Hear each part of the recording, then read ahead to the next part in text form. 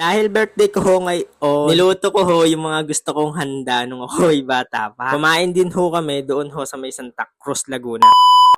Hi mga katroops, magandang buhay. Ngayong araw nga ho pala ay birthday ko. Bago ho yan, ako ho muna ay nagsaklob. Pagkatapos ko nga ho pala magkape ay nagpunta ho ako din sa aking kalabasahan para ho magsaklob. Hindi ho pwede kasing hindi masasakloban ni Re, ay sayang naman ho. Kaya kahit birthday ko ngayon ay kailangan magsaklob. Akin na lang hong hinagahan ang pagsasaklob para maaga din ho ako matatapos at hindi ho ako aabutan ng mainit na ayaw. Ngayong araw ay dumating din ho yung aking hinihintay na table. Ay medyo mabigat-bigat pa ho ito. Ay kala ko ay kagaan lang. Sumabay na din ho yung mga iba kong in-order. Kaya sabay-sabay ko na ho silang hinunbox. Ito ho ang aking unang bubuksan. Ito ho yung finishing sander. Nagretiro na ho kasi yung aking lamesa doon sa baba. Ay kaya maggagawa ho kami ng panibagong lamesa. Umorder na din ho ako ng mga plies, cutter at long nose. Ay sadyang kahirap naman ho kasi kung mamanu-manuhin ko siyang layahin. Kaya para mas maganda ho yung lamesa na ating magagawa ay in-order ko na ho iyan. Iyon ho kasing folding coffee table ko ho doon ho sa may sala ay hindi ko pa ho yun nasasanding sealer at nababarnes kasi hindi ko pa ho siya napapakinis. Sunod naman ho ay unbox ko na din itong lamesang kabigat-bigat. Kung akin tinatanggal pa lang sa box na yan ay tingin ko lang talaga ay mahirapan ako mag-assemble niya. Kaya una ko ho munang inassemble yung kanilang mga paa, yung isa hong plywood, isa hong bakal. Tapos akin na din hong inilagay yung kanyang pinaka-table. Nung matapos na ho diyan, yun naman hong isusunod ko yung tatlong drawer ho doon sa baba. Diyan ho sa may kaliwa, kanan ko pala. Para hindi ho ako magkabali-baliktad ay tinitignan ko ho doon sa manual. Balat ho nung tablang iyan ay meron ho silang mga number. Dito nga ay ito na hong drawer yung pinaka-last na aking gagawin at makakabit at matatapos na din ho itong table ko. Tapos ho ng siyam-siyam, ayan, natapos ko na din ho i-assemble itong table. At akin na ho siyang ilalagay doon ho sa tapat ng aking bintana. Para naman ho pag ako ho'y nakapwesto diyan ay kitang-kita ko ho yung ganda ng view din ho sa amin. Tapos magkakape ka diyan ay sadya naman ho talagang nakaka-relax. Nung ho ako'y bata pa, elementary mga katroops, ay pag birthday ko, ito ho talaga yung gusto kong ihahanda pag ako ho'y magbe-birthday. Kaso nga lang ho talaga ay taghapon pag ako'y magbe-birthday gawa ng taghabaga, tagbagyo, ay nasisira ho yung mga pananim namin kaya walang kita. At dahil birthday ko ho ngayon ay naisipan ko hong iluto yung gusto ko hong handa nung ako'y bata pa. Fried chicken, maha, spaghetti at saka ho cake. Nung natapos na ho ako sa aking mga ginagawa ay nagmarinate na ho ako ng manok para ho gawing fried chicken. Sunod naman ho ay nagtimpla na ho ako ng pangmaha ko. Cornstarch, asukal, gatas, margarine, gata at pandan ho yung akin nilagay din ho sa aking maha. Saka ho mais pala. Ang aking hong matimpla ay akin na ho siyang niluto sa mahinang apoy lang. Akin lamang ho siyang hahalu-haluin hanggang ho siyang lumapot at maluto. Nung matikman ko ho siya at hindi na ho siya lasang cornstarch ay luto na yan at akin na ho siyang hahanguin para malagyan ko na ho siya ng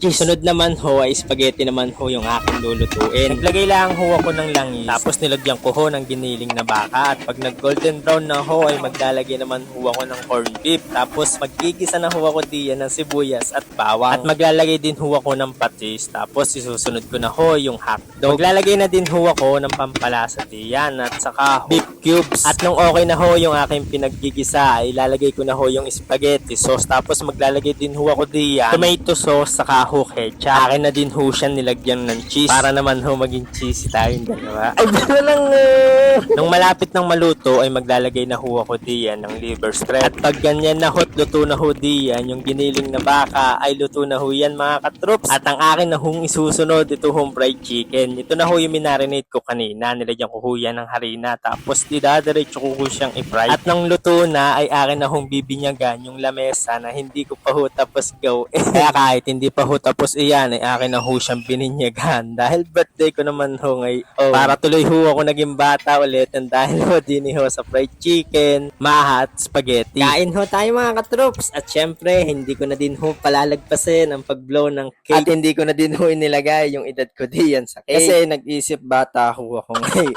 Ay, lang. Happy birthday ho pala sa mga magbe-birthday ngayon. Habang nagkakape ho ako, din ho sa ginawa kong table, ay dumating ho si kuya saka yung kapatid ko hong bunso. Ay nag-aaya hong kumain sa labas para humamayang hapunan. Ay ang sabi ko ay hala siya, tulungan nyo ho kung buhating itong lamesang ginawa namin. Ilalagay namin sa labas para makakain kami. Ay hindi daw, ay mismong doon daw sa labas. Kaya sabi ko ay susunod na lang ako doon daw ho sa may Santa Cruz paglampas doon sa Sunstar. Kaya ayun ay nagpunta na ako at hinanap ko itong South Yard. Nauna hong dumating si kuya saka ho yung kanyang anak. Sumunod naman ho ako. Sumunod ho yung aking bunsong kapatid at nagdatingan na din ho yung aking mga pinsan at sila inay at itay at aking po mga kapatid. Nandiyan na din ho yung mga pamangkin kong mga kulit. Kaya nandiyan sila ay nagbibigturan din at nagkwekwentuhan. Nung papunta pa nga ako din ay medyo lumampas pa ako. Sabi kasi dun daw sa may Metro Central ay lumampas ako ng Metro Central, yung pala ay hindi pa aabot na Metro Central. Paghaling ho ako sa Lumban. Kain ho ulit tayo mga katroops. Buti na lang ho talaga ay umabot ho itong aking ate saka ho yung kanyang asawa.